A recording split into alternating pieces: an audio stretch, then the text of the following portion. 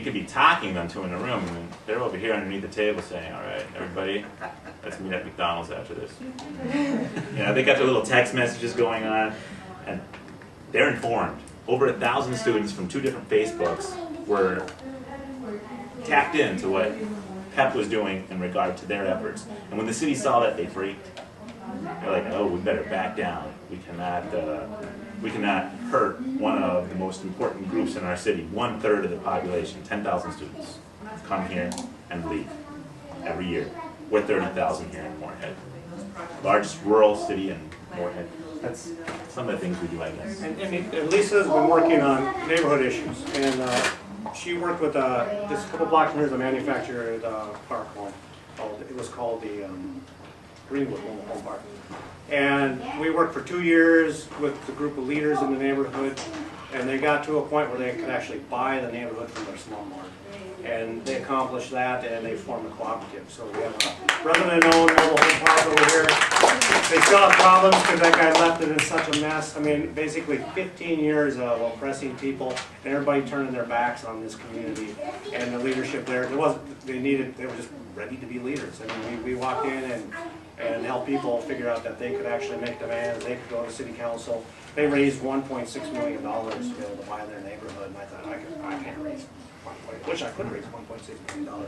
They raised the money and they bought it. It's still really poor conditions because they were left with crap, and they are working their way up to actually have the place they want to live. The neighborhood we're going to go to tomorrow, a lot of folks move from that neighborhood to this mobile home park. It's like our cycle is like you end up in this neighborhood that's all apartments and was built post-World War II for like single men, I think is what they would think. All the kitchens are small, bedrooms are small, and people were squeezed over there, and we went to these mobile home parks because the guy there was, come on in here, and charging people double and taking advantage of people, just giving them a place to live.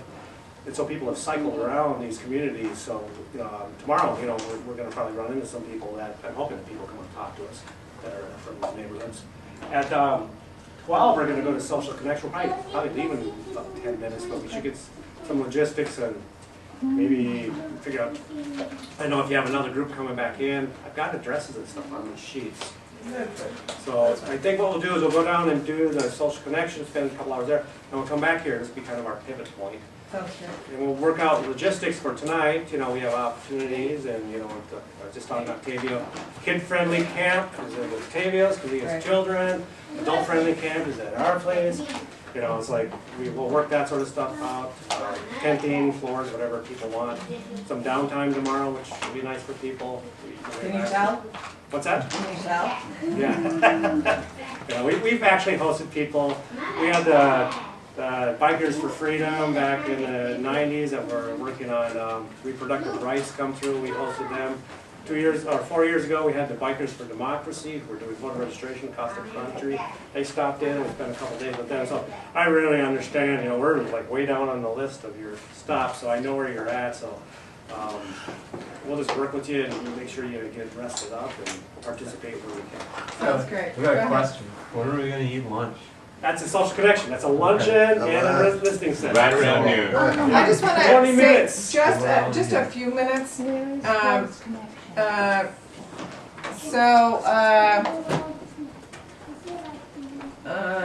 A few things have evolved since 22 years ago when I met you.